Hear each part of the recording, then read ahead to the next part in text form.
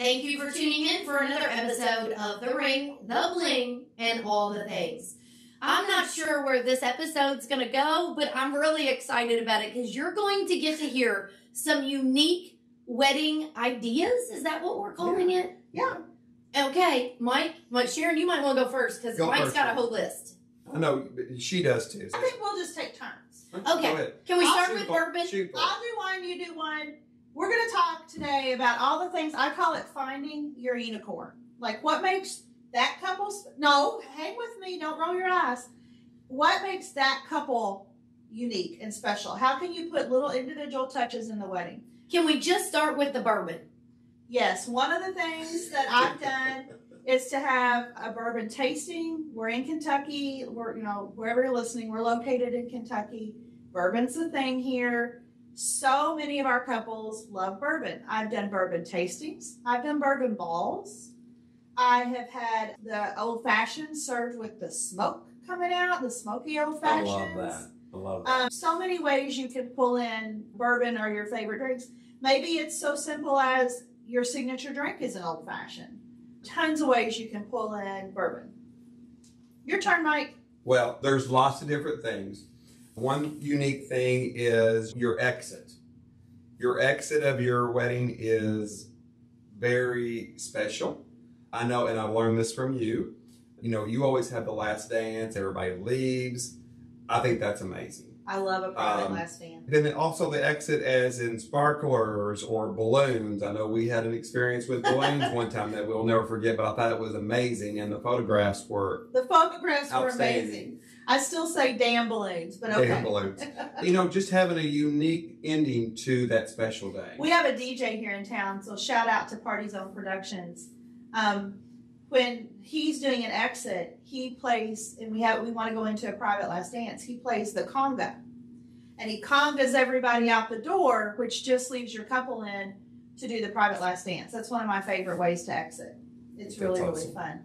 Another thing I've done is I had a groom recently that was obsessed with cigars. He loved cigars. So we made an amazing sign that said, "Light the night with love." And we had an actual cigar roller there, and he hand rolled and cut cigars for the guests, and it was a huge hit. People loved it, and then we had little matches, to go with your cigar with the couple's name and wedding date on it. Super cute. That's awesome. I know we did this wedding together, and their wedding date was 7-Eleven. Oh my gosh, and I remember. Their cocktail hour was like you were going into a 7-Eleven. The wedding was on 7-Eleven. I mean, they just ran with the thing. We actually had a pre-ceremony cocktail hour. They had the styrofoam cups that said Mandy and Evan 7-Eleven, and we had bourbon slushies. Shout out again to the bourbon. And then they had trail mix and all different flavors of popcorn, and guests could get a drink. Very laid back, casual atmosphere, and it was a huge hit. Well, and I think that's one way to personalize. Come up with an idea to kick the wedding off when your guests get there. I had a bride recently that we shared. We had a bride. For her rehearsal dinner, the place cards were wine corks. And when she would share a bottle of wine with someone that was going to be part of her rehearsal dinner, she saved that cork. So not only was it a wine cork, but it was a wine cork attached to a memory with that guest. And we told all the guests that this cork is from actually a bottle of wine that you shared with Grant and McKenna, and they want to remember that evening or that dinner, and it was just super, super personal and sweet. I think that's great. Well, that goes right into, I saw where couples now are doing personal thank you cards, and having that as their thank you card on each place setting. And the bride and groom or couple writes a personal thank you to each and every one of those guests that come. You want to talk about sitting down to dinner and feeling welcomed. And that's the truth. Yeah. I mean, I would walk away from that thinking, they really care about me being here. And that says a lot. Yeah, absolutely. I think that's really special. I think another thing that you can do is pull in some of your favorite things to eat. I know couples that have had their cocktail hours are Mexican stations. A little taco bar for an appetizer, maybe a queso, that kind of thing, because Mexican food is their favorite food. I think there's a lot of ways to pull in what you're serving to be unique and special. Another one is the guest book. You see so many things. You know, years ago, you had your little white book that you opened up and you signed it. Now I haven't seen one of those. I know, you just don't see that. You know, from barrel bourbon heads to the state that you live in, you have signed. But something that's really popular and coming up is audio. I just booked my first one of those. That's awesome. So they usually have like an old-timey phone there or something. I don't really know how it works, but they pick it up and they give you a personalized recording. And I think that's amazing. Yeah, I think it's really fun. And I think that it frees guests up to say whatever they want to say instead of just best wishes, love Sharon, or whatever. You're actually leaving a message. Yeah. So I think that's really cool. One of the things that we're starting to see more now is couples that are actually changing their attire. I know we've talked about people changing their wedding dress, but Pam, your wife, and I worked a wedding recently where the groom wore traditional black tux for ceremony, but we changed him into a white tux jacket for their grand entrance. And that got a lot of, he got a lot of. And the pictures are amazing. Oh, I the was just pictures looking were at so those good. today. I love that white jacket with her. I thought that was great.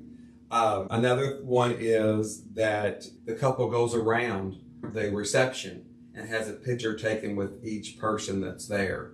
That's memorable for the couple.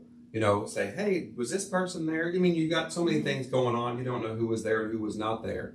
But I think that's a good way to follow. You just have your photographer follow you. Follow you around in each couple. Well, and that also kind of checks the logistics box too, because you've technically stopped and visited with everyone for just a minute, but you're not held up, 30 minutes at one table. Going on that same line, we've seen too, and I don't think you have worked it or me neither, but I've seen a lot on Instagram and TikTok where the couple, before they're exiting the church, they exit each row. Now, that's probably a wedding planner's nightmare. It is a wedding planner's nightmare. But as they exit, they shake or hug every person that came to the wedding. Doable, but to be the fun sucker in the room, you're going to have to allow a lot of extra time for that. And that's something where you just have to. Because people are going to want to stop and hug and, talk a little bit. So I think that's really, really fun. But I think it's very personable because a lot of couples, some couples don't even want to mingle. And I know that just depends on the person itself, but I think that's a good way to talk to everybody that comes. One of the things I've done that I love is I'm seeing a lot of couples that are trending away from memorial tables. They think that they're sad and bring up sad thoughts, but they still want to somehow honor people that have passed away that are significant to them. Some really cool things I've done. We had a grandpa of a groom that passed away just a week before the wedding. And he was a huge Cubs fan, loved the Chicago Cubs. So instead of a sad picture and memorial, what we decided to do was throughout the evening, the DJ would just play little snippets of Harry Carey, the famous Chicago Cubs announcer, saying, Cubbies, are you ready? And then we go right into a song. Or, are we ready to rumble? Was what they entered to. That's awesome. Yeah. So he was able to acknowledge his grandpa, and the whole family would just kind of look at each other and smile. It was a happy memory throughout the night. I have seen brides, for example, maybe they choose their grandma's favorite flower, and they have you to add that so it's a major thing in their bouquet, or maybe just one of that flower. That's what I'm seeing a lot. Yeah, and I think that's really, really special too. When it comes to your dessert tables, there's so many things that we're seeing now. Yeah. One popular thing is having multiple cakes. Not just cakes, but then you have your dessert tables. There's so many different things that you can incorporate in as desserts, because when you eat, then you're partying, you're dancing, and then later on you want a snack. I think that's a good way to incorporate other things. I know you did one that had macaroons. Well, macaroon or macaron, I don't know how to say it, but it was beautiful. That was a good one, but for a late night snack, they had waffles and chicken and waffles. Well, yes. So the same wedding we were talking about with the 7-Eleven, when they had first started dating, they were in college and they went to Waffle House all the time. So we pulled that in, and Waffle House, believe it or not, took a lot of Googling, but I found out they have a catering truck. So they came and we had a hash brown bar and a waffle bar at about 10 o'clock at night. They opened that up All the guests got the little white hats, the Waffle House hats, and we partied it up. And I'm telling you, that food was gone. I didn't even get any. I mean, it was gone. Big hit. Late night snacks are a thing. I mean, people are definitely, almost every wedding now has a late night snack. When it comes back to the cake, people are doing different things. I always think the cake is still a big part of the ceremony. Most couples want that picture. You know, it doesn't have to be a big cake. Your average size right now for a cake is like a 3-tier, sometimes a 2-tier. I'm doing a lot of 2 tiers, like a 10 and an 8 tier. It's really funny because I always like to keep parents in mind. A lot of times they're helping pay for things, and even if the couple says we don't want cake, the parents want some cake and they want a cup of coffee with it. And that brings me into another thing that we did recently that I really loved. The couple had a coffee bar with all the fancy syrups and toppings and pretty cups. And I really, really liked that a lot too. And it was well received. I think that's a good way to personalize. That's what we're talking about, personalizing what you like. Talking about that, we did a wedding once that they collected china. We're getting ready to do another one. And collected all different nothing colors, matches yes. at all. And collecting the teacups and the saucers, and I feel like that a lot of work. That poor mother went to every flea market, peddler's mall, like anything, but it was really pretty. There is so many things that you can come up with that's unique, and I would love to hear other people's stories. The most important thing is to put touches of you as a couple into your wedding. No matter how that's done, you and I both do weddings all the time. It's what we do for a living. Nobody wants a cracker box wedding. So figure out what's special and unique about you and then make it part of your day. Yeah. I can't even get a word in edgewise. I knew That's was the way we end it today, okay? Yeah, that's fine by me. I knew you all were going to run with this, but what Sharon just said, I think is the key there. You know, traditions are great, and if you want to incorporate that, but also just knowing it's okay to do something unique that you maybe haven't even seen before. My favorite thing is to help couples figure that out. What we can do to pull It puts it out of the box. I mean, it's like you said, it's not the cookie cutter thing. This is the way it's got to be. Bam, bam, bam, ABC.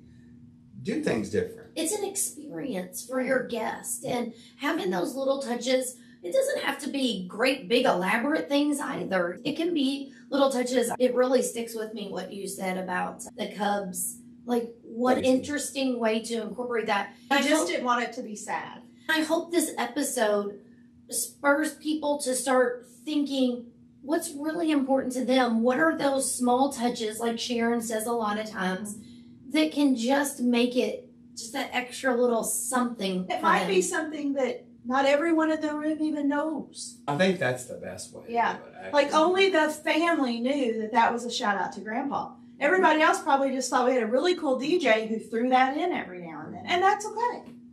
Absolutely. Well, hopefully you got some great ideas. I hope not too many ideas. We've heard that feedback before, that people listen to episodes and they're like, I added that to my list. I added this to my list. So that is a lot of very unique things. I think we could have kept going too. Yeah, we could have. Right. Yes, I'm sure they could. So anyways, I have a feeling there's probably going to be a part 2 to this. Definitely. I've already thought of like 5 things I didn't mention. So yes. Maybe 3. Oh my goodness. I'm hearing more than one episode a week. I think it's time to go now. So anyway, we hope you enjoyed this. And if you haven't already shared this podcast, or if you like watching the video on YouTube, we also like to do topics and things for grandparents, wedding party, things like that, where they can get tips and information to help them with things they're going to be doing throughout the event. So feel free to invite them to tune in. If you haven't already subscribed, please do so. And remember, leave us a glowing 5-star review. It's our favorite thing. See ya.